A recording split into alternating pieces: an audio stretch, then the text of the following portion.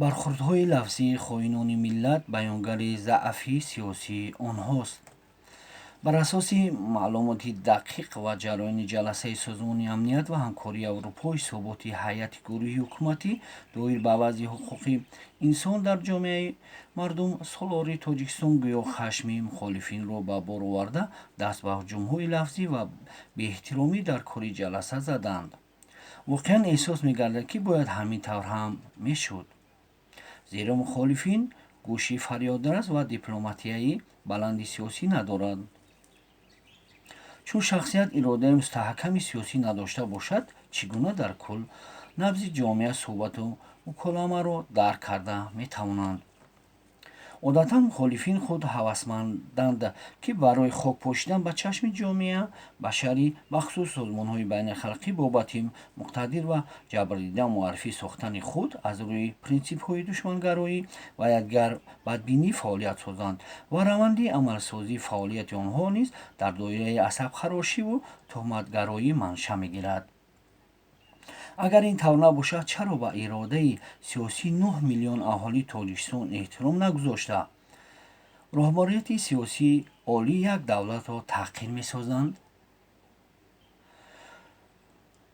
чун аз миллату забон, фарҳангу ҳувият сухан мегӯянду дар ҷаласаҳои корӣ сатҳи ҷаҳонӣ аз суҳбаттороӣ бо забони модарии худ ҳарос доранд, ҷойи эҳтиром гузоштан ба якдигар вожаҳои таҳқиромезу дур аз долонҳои ҷаласаҳои сиёсиро ба кор мебаранд. метавон хулоса кард, ки табиати ин гурӯҳи аз худ рафтаву фурӯхташуда дар замони якдигарбадбиниву сиёҳкорӣ болиғ шуда, дигар ислоҳ гардидани онҳо амри маҳол аст. он баромаду ақидасозии Насрулло Раҳмонов, узви Пайвони Миллӣ дар Нохунак, ки худро муддаи истиқлолхоҳиву баробарҳуқуқии шаҳрвандон дар ҷомеа муаррифӣ месозад, бори дигар аз тинату фитрати пасти инсонӣ ӯ дарак дод. ба ҳамин монанд худбохтаи дигар Шарофиддин Гадоев баъди ин қадар қабули гусел ва шиносиҳое аз вазъи сиёсии иҷтимоии кишвар бори дигар даст ба дуруғу буҳтон зад.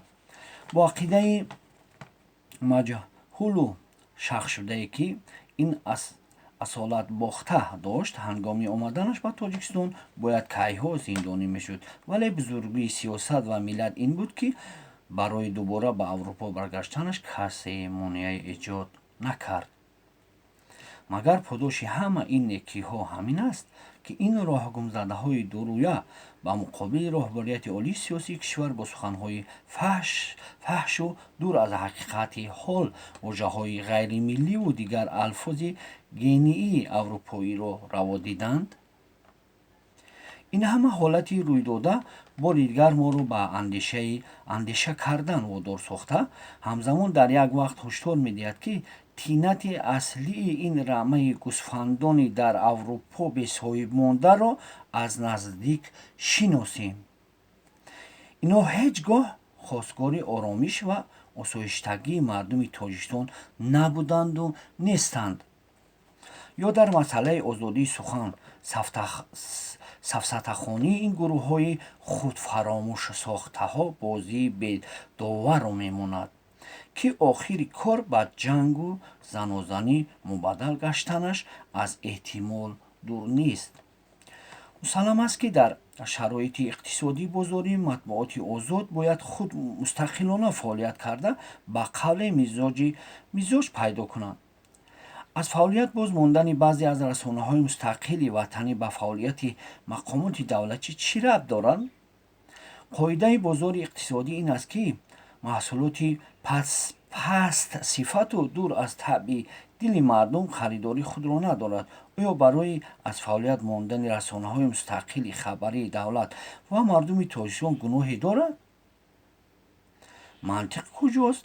ҳазратону ҷанобон дар Нохунак террорист.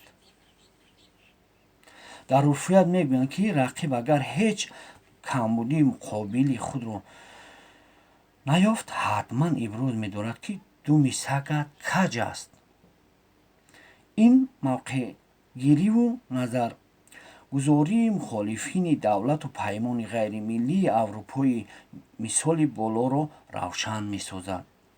воқеан риоя нагардидани муколамаи дурусти сиёсӣ дар сатҳи як созмони бонуфузи ҷаҳонӣ ба монанди созмони амният ва ҳамкории аврупо ва созмон додани баҳсҳои беҷою бемавқеъ шаффофияти фаъолияти ин созмонро на ин ки дар тоҷикистон балки дар тамоми дунё зери суол мебарад.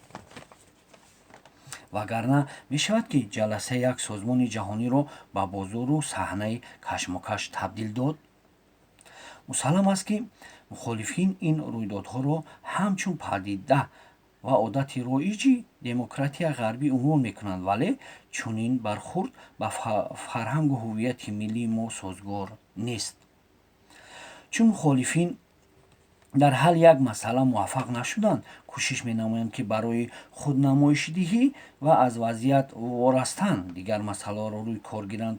дахл кардан ба баррасии масъалаи зиндониёни сиёсӣ давоми мантиқи ҳамон барномарезии номуваффақи мухолифин буд, ки бо далелҳои сохта мехоҳанд ҳукумати ҷумҳурии тоҷикистонро дар бархурд бо мухолифин заиф нишон диҳанд.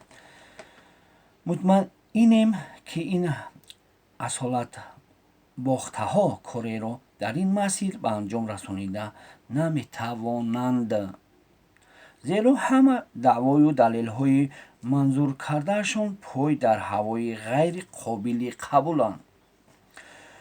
умдатан ҷомеаи мо ба алфози қабеҳи тӯҳмату бӯҳтони ин гурӯҳи манфуру нухбагони сиёсатмадори давлатҳои хориҷӣ одат кардааст ва ҳарчанд онҳо садо баланд мекунанд, дар нохунак ҳамон қадар шинохти миллат ва давлати мо алорағми мақсадҳои хоинонаи онҳо дар дунё зиёда мегардад.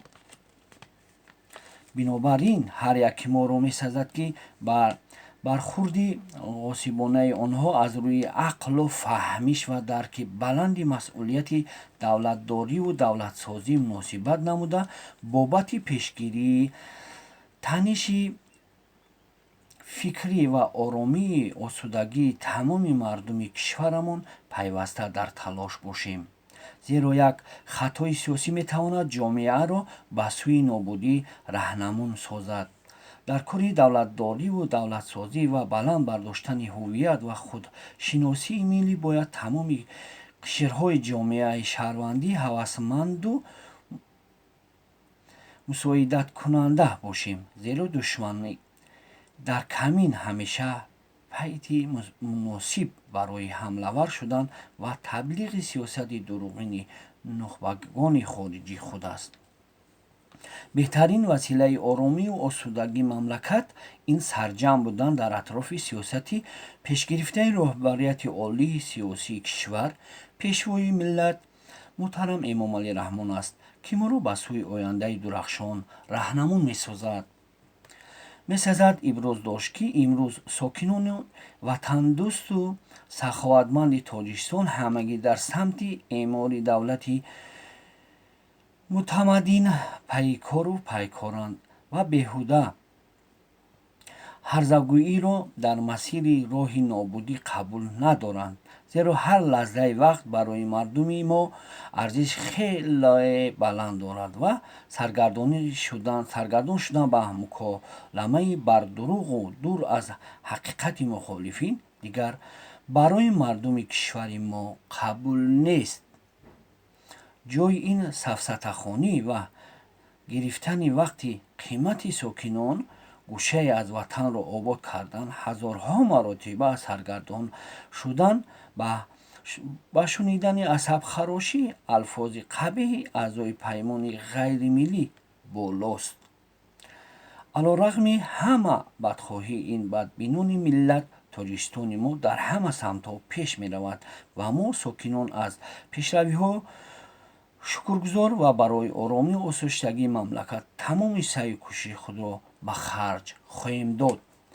зарифзода подшохон ҳабибулло, узви Кумитаи иҷроияи ноҳиявию вилоятии Ҳизби Халқи Демократии Тоҷикистон, раиси ноҳияи Шамсиддин Шоҳин бо мо бошед.